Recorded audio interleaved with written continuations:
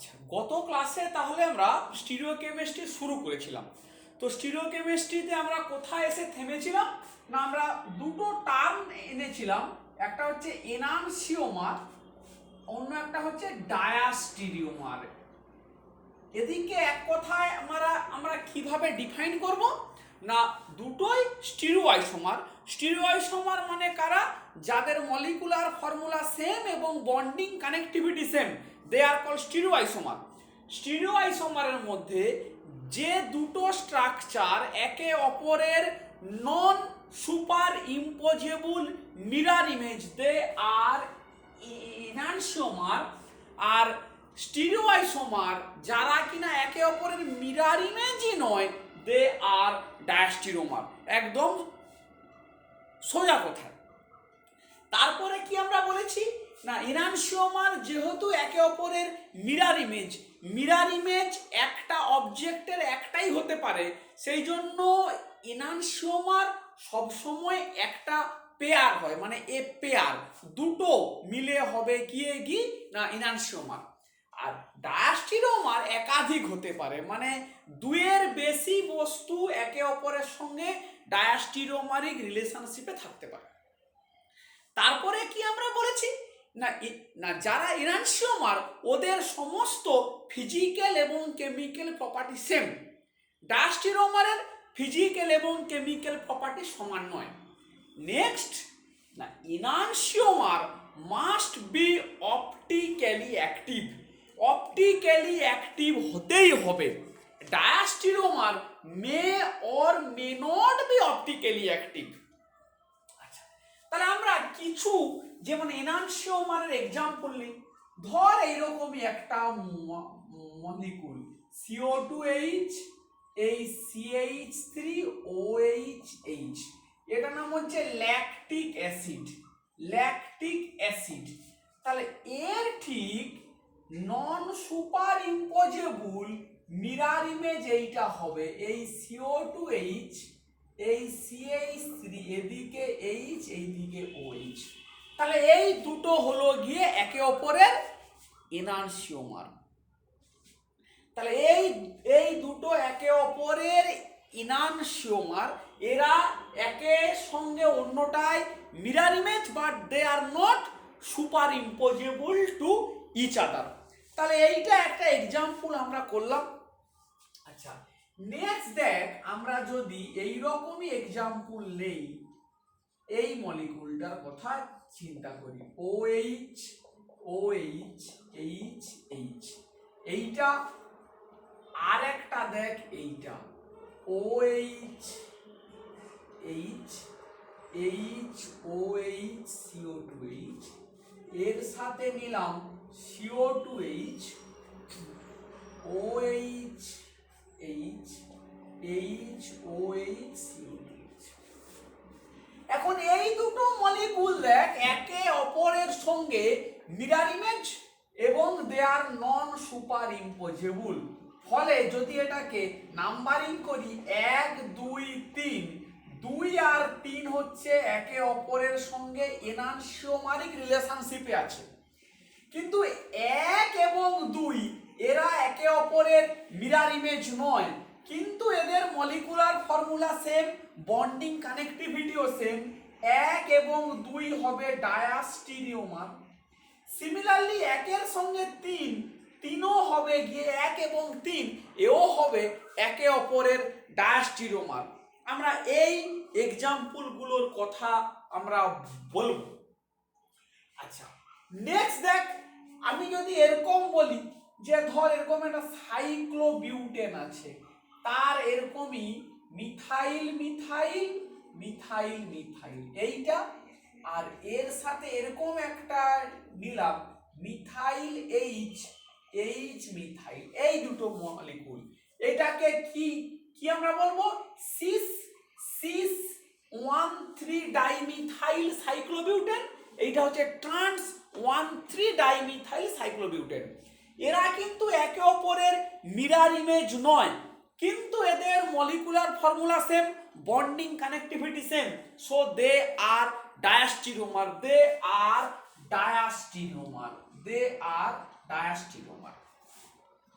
তাহলে আমরা এই ধরনের কিছু এক্সাম্পল প্রথমে ক্লিয়ার করলাম যে এনানসিওমার কারা এবং ডায়াস্টেরিওমার কারা। এরপরে আমরা এবারে ঢুকবো, দেখ আমরা ওই যে কথাটা বললাম যে এনানসিওমাস আর অপটিক্যালি অ্যাক্টিভ আর ডায়াস্টেরিওমার অপটিক্যালি অ্যাক্টিভ হতেও পারে নাও হতে পারে। তাহলে একটা নতুন টার্ম এলো অপটিক্যালি অ্যাক্টিভ। এইটাকে নিয়ে আমাদের এবারে আজকের ক্লাসের মেন চর্চা করতে হবে যে optically active, what do we understand by optically active বা অপটিক্যাল অ্যাক্টিভিটি। অপটিক্যাল অ্যাক্টিভিটি বলতে আমরা কি বুঝি সেইটাই আমরা পড়ব। আচ্ছা, অপটিক্যালি অ্যাক্টিভ বা অপটিক্যাল অ্যাক্টিভিটি এটা বুঝতে গেলে আমাদের প্রথমে লাইটের একটা প্রপার্টি বুঝতে হবে। লাইটকে আমরা বলি যে ইলেকট্রোম্যাগনেটিক রেডিয়েশন। ইলেকট্রোম্যাগনেটিক রেডিয়েশন একটা যদি বুঝতে পারিস ভালো, না হলে আপাতত এইটাকে মুখস্থ কর। উচ্চ মাধ্যমিকে পড়েছিস যে লাইট একটা হচ্ছে তো তড়িৎচুম্বকীয়, মানে হচ্ছে কি রেডিয়েশন, এবং সেখানে একটা কথা বলা হয় যে এদের দুটো জিনিস থাকে, ডিরেকশন অফ প্রপাগেশন এবং ভাইব্রেশন। মানে এরা যেদিকে প্রপাগেট করে, propagate English term propagate, propagate মানে এক কথায় বাংলায় বলি যাওয়া, মানে যেদিকে যাচ্ছে। ডিরেকশন অফ প্রপাগেশন মানে যেদিকে যাচ্ছে ওর সাথে ভাইব্রেশনটা পারপেন্ডিকুলারে হয়। এরকম করতে করতে লাইট যায়, মানে এরকম করতে করতে একটা কার্ভ আকারে, এটাকে বলি সাইনুসুডাল কার্ভ, এই হিসাবে যায়। তাহলে এইটাই হচ্ছে গিয়ে, এই দিকটা হচ্ছে লাইটের ওই তরঙ্গের ডিরেকশন অফ ভাইব্রেশন, আর তার পারপেন্ডিকুলার মানে তার 90 ডিগ্রি অ্যাঙ্গেলে হয় ডিরেকশন অফ প্রপাগেশন।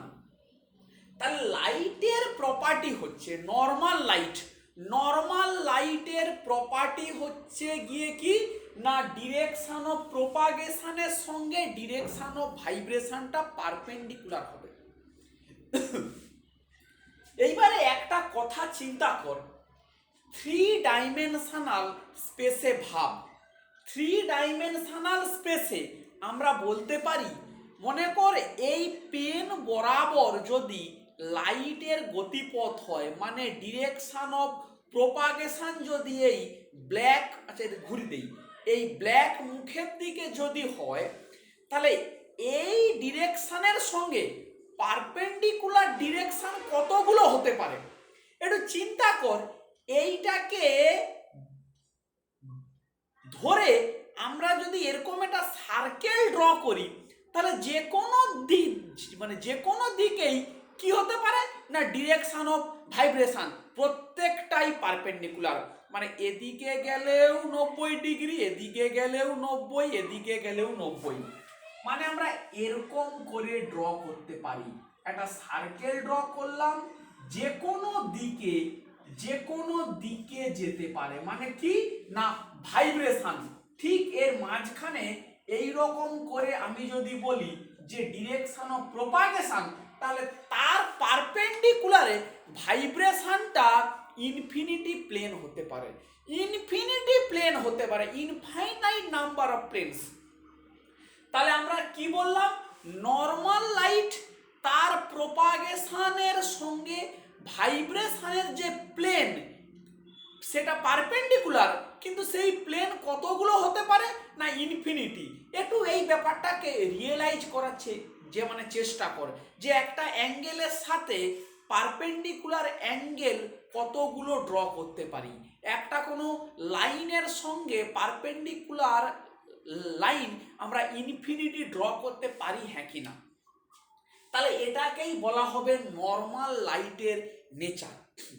এবারে নর্মাল লাইটের নেচার থেকে আমরা একটু যদি সরে আসি, আমরা যদি এরকম একটা টার্ম ইন্ট্রোডিউস করি, প্লেন পোলারাইজড লাইট।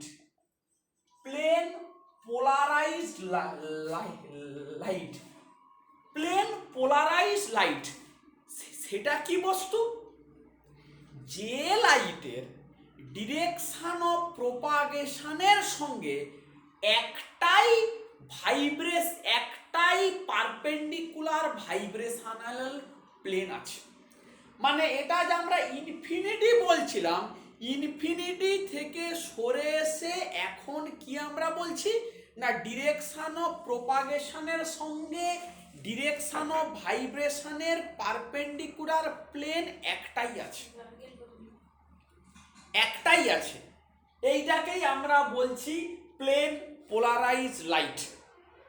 তো তাহলে দেখ আমরা এখন এটাকে কিরকম করে বুঝতে হয় জানিস তো, যে এদিকে যাচ্ছে এর সাথে একটাই প্লেন, মনে করে এই বোর্ডের প্লেনেই শুধুমাত্র ভাইব্রেশনটা হচ্ছে, এটাকেই আমরা বলবো প্লেন পোলারাইজ লাইট।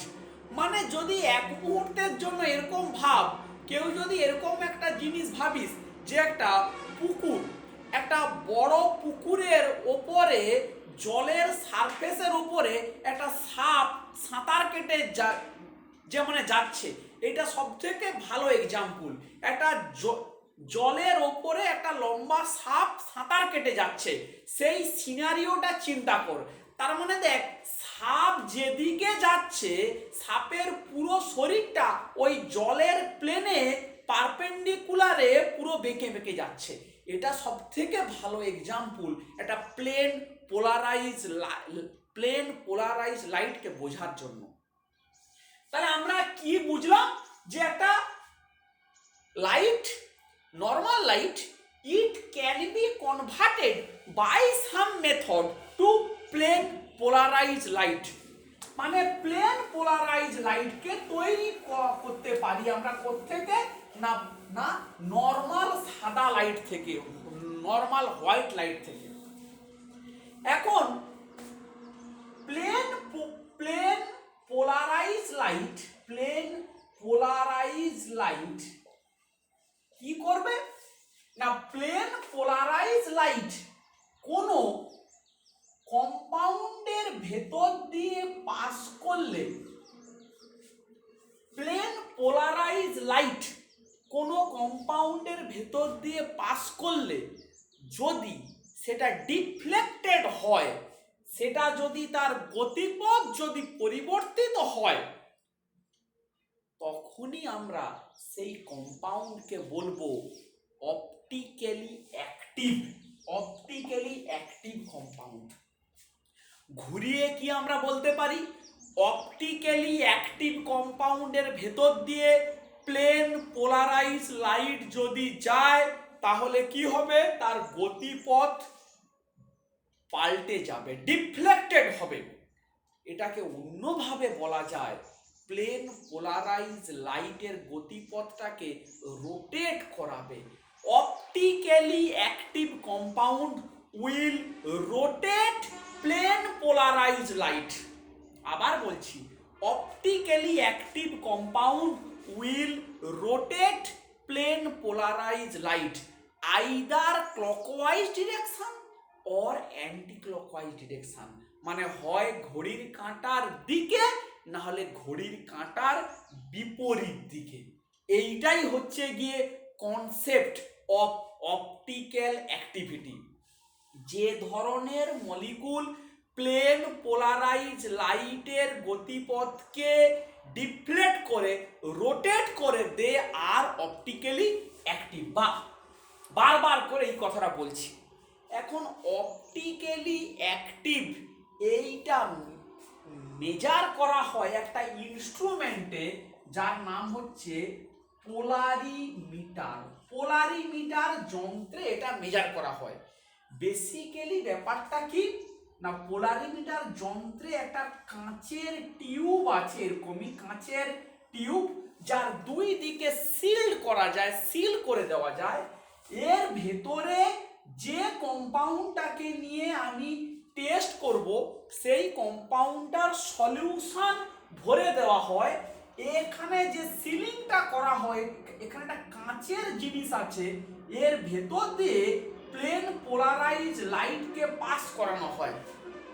পাস করিয়ে উল্টো দিক থেকে চোখ দিয়ে দেখা হয়। কি দেখা হয় না, এখানে একটা সার্কুলার স্কেল থাকে। সার্কুলার স্কেল মানে সার্কুলার স্কেল 0 থেকে 360 ডিগ্রি স্কেল, 0 থেকে 360 ডিগ্রি সার্কুলার স্কেল। সেই সার্কুলার স্কেলে দেখা যায় যে ওই লাইটটা কত ডিগ্রি অ্যাঙ্গেলে রোটেট করেছে, মানে কতটা ঘুরে গেছে। তার মানে বেসিক্যালি বক্তব্য প্লেন পোলারাইজ লাইট, যে মানে লাইট ওই মলিকুলগুলোর সঙ্গে ইন্টারঅ্যাকশন করে ওদের গতিপথ চেঞ্জ হয়।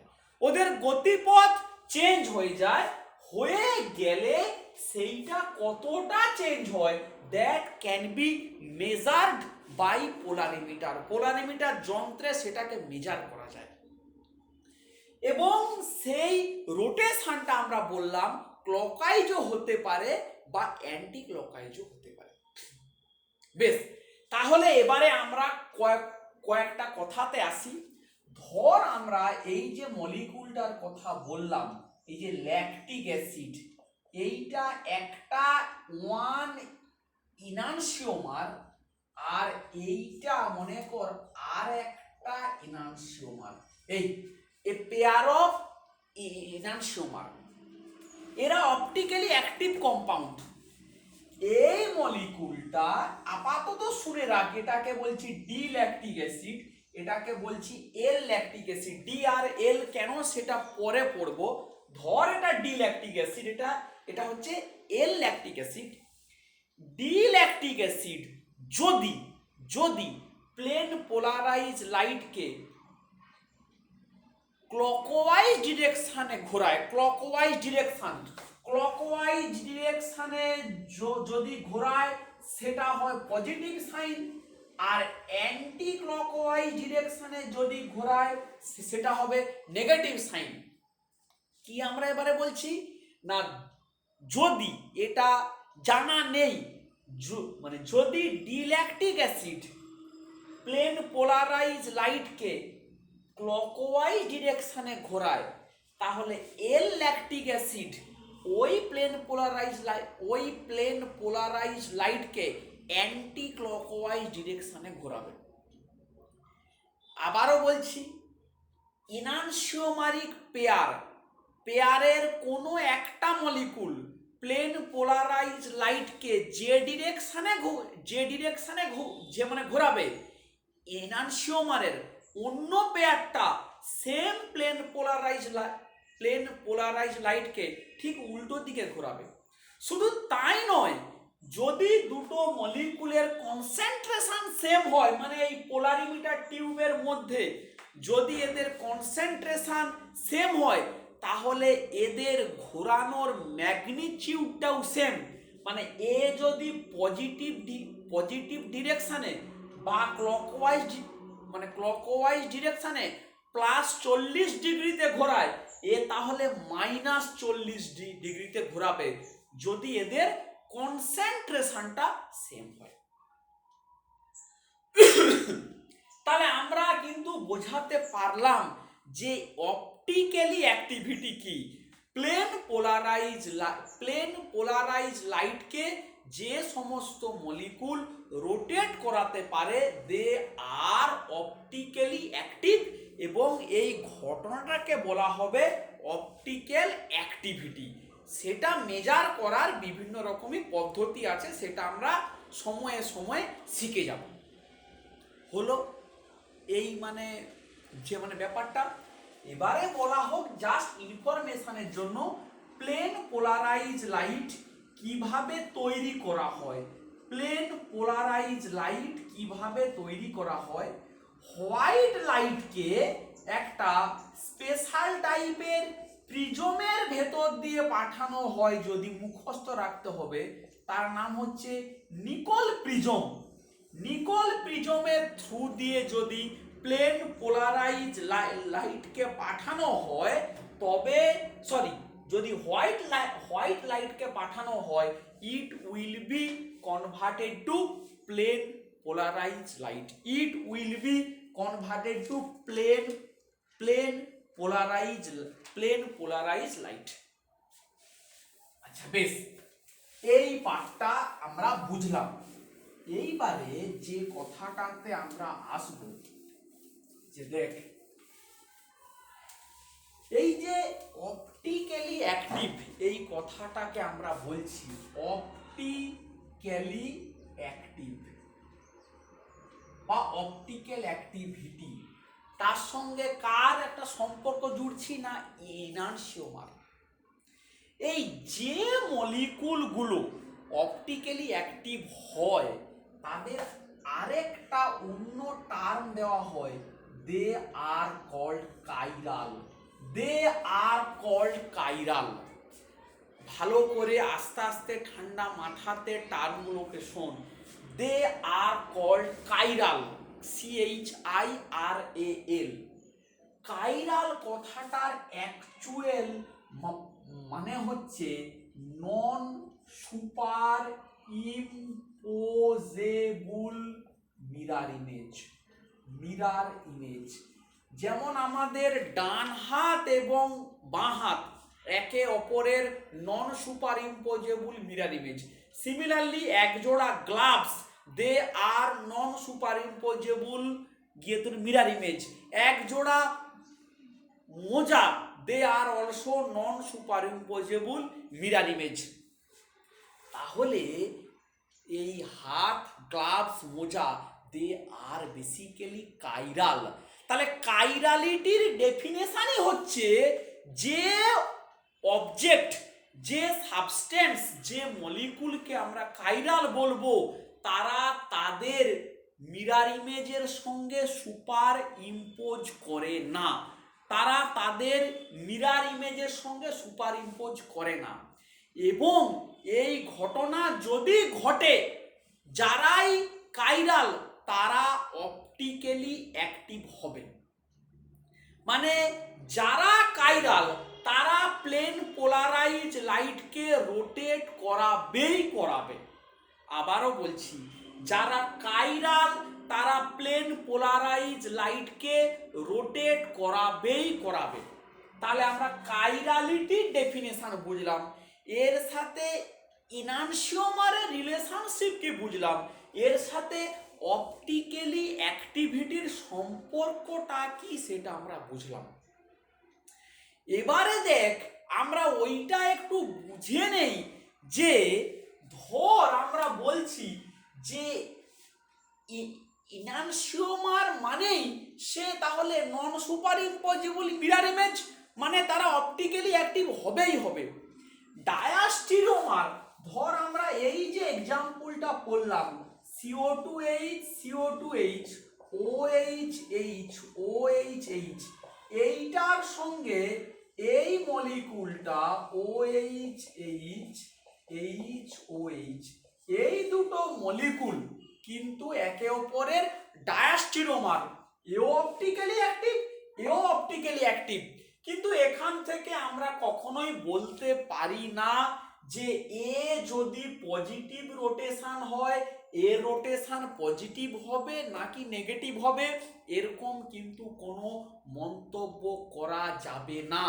তাহলে খুব ভাইটাল পয়েন্ট, এ দুটো মলিকুল এরা ডায়াস্টিরিওমার মানে এদের ফিজিক্যাল এবং কেমিক্যাল প্রপার্টি যে মানে ডিফার করবে। সেই সঙ্গে সঙ্গে বলি, যদির কথা বলছি, এই মলিকুলটার অপটিক্যাল অ্যাক্টিভিটি পজিটিভ ডিরেকশনে হয়, মানে ক্লকওয়াইজে হয়, এটার ক্লকওয়াইজও হতে পারে, অ্যান্টি ক্লকওয়াইজও হতে পারে, এখানে কিন্তু কোনো প্রেডিকশন চলবে না। তাহলে এই ডায়াস্টিরিওমারটা এরা অপটিক্যালি অ্যাক্টিভ ডায়াস্টিরিওমার। যদি আমরা এরকমই নেই, এই মলিকুলটা নেই, এই সিস এবং ট্রান্স আইসোমার ইথিলিনের ক্ষেত্রে HCl, এরা কিন্তু অপটিক্যালি অ্যাক্টিভ না, এরা অপটিক্যালি অ্যাক্টিভ না। এরা ডায়াস্টেরোমার, কিন্তু এরা অপটিক্যালি অ্যাক্টিভ না। আমরা এর পরের ক্লাস থেকে শিখব যে আমরা তাহলে কাদের অপটিক্যালি একটা মলিকুলের স্ট্রাকচার থেকে কি করে বুঝবো যে সেই মলিকুলটা অপটিক্যালি অ্যাক্টিভ হ্যাঁ কি না। কি বলছি, তাহলে স্ট্রাকচার থেকে কি করে আমরা মানে শিখব যে কোনো মলিকুল অপটিক্যালি অ্যাক্টিভ হ্যাঁ কি না। এই কোশ্চেনটা কিন্তু তখনই এসে যাবে। তাহলে আমরা যদি আজকের ক্লাসটাকে মোটামুটি একটু সামারাইজ করতে চাই, তাহলে আমরা মেন কি শিখলাম? মেন আমরা শিখলাম যে ইনানসিওমার তারা অপটিক্যালি অ্যাক্টিভ। অপটিক্যালি অ্যাক্টিভ মানে যারা প্লেন পোলারাইজ লাইটকে রোটেট করাতে পারে। এবং কি শিখলাম যে যদি ইকুয়াল কনসেন্ট্রেশন হয় তাহলে ইনানসিওমারিক পেয়ারের একটা মলিকুল প্লেন পোলারাইজ লাইটকে যদি ক্লকওয়াইজ বা পজিটিভ ডিরেকশনে ঘোরায়, অন্যটা সেম অ্যামাউন্টে সেম ম্যাগনিটিউডে নেগেটিভ ডিরেকশনে ঘোরাবে। ডায়াস্টেরোমার অপটিক্যালি অ্যাক্টিভ হতেও পারে, নাও হতে পারে। সেই এক্সাম্পলটা আমরা পড়লাম। প্লেন পোলারাইজ লাইটের কনসেপ্টটা পড়লাম। ডিরেকশন অফ প্রোপাগেশনের সাথে পারপেন্ডিকুলার প্লেনে যে ডিরেকশন অফ ভাইব্রেশন তার একটাই প্লেন হয়, একে বলা হয় প্লেন পোলারাইজড। পোলারাইজ করা মানে যে কোনো একদিকে সরে যাওয়া। ইনফিনিটি প্লেন থেকে অনলি ওয়ান প্লেনে ভাইব্রেশন হচ্ছে। আচ্ছা, নেক্সট আমরা কি পড়লাম যে পোলারিমিটার যন্ত্রে এটাকে মেজার করা হয়। যে যন্ত্রে মানে অপটিক্যাল অ্যাক্টিভিটি মেজার করা হয় তাকে বলা হয় পোলারিমিটার। সেখানের ম্যাথমেটিক্যালি কি মানে কি কিছু প্রবলেম সেটা আমরা পরের দিকে পড়ব, যে মেজারমেন্ট অফ অপটিক্যাল অ্যাক্টিভিটি। আচ্ছা বেশ, এইটা গেল। নেক্সট আমরা কি কি আমরা পড়লাম যে কনসেপ্ট অফ কাইরালিটি। কাইরাল কাদের আমরা বলবো না, যারা তার মিরর ইমেজের সঙ্গে সুপার ইম্পোজ করে না। তার মানে কাইরাল মানে সে অপটিক্যালি অ্যাক্টিভ।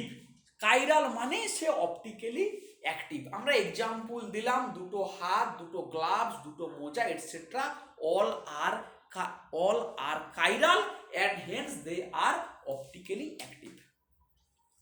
এরপরে আজকের ক্লাসে লাস্ট পার্টে একটা কোশ্চেন করতে হবে। কি কোশ্চেন?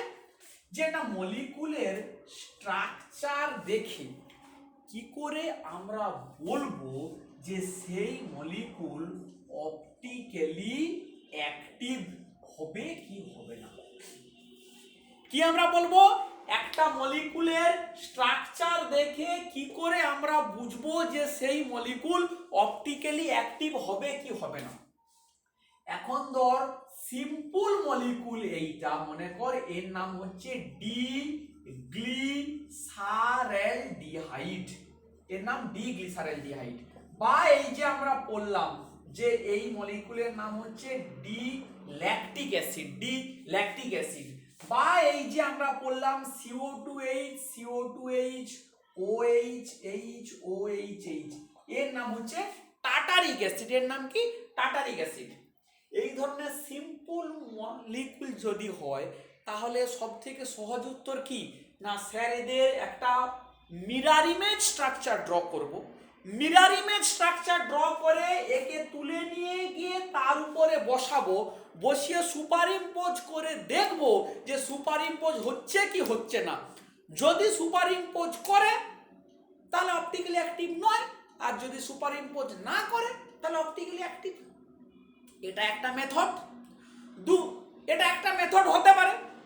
2 নম্বর উত্তর কেউ বলতে পারি স্যার এত করার কি দরকার?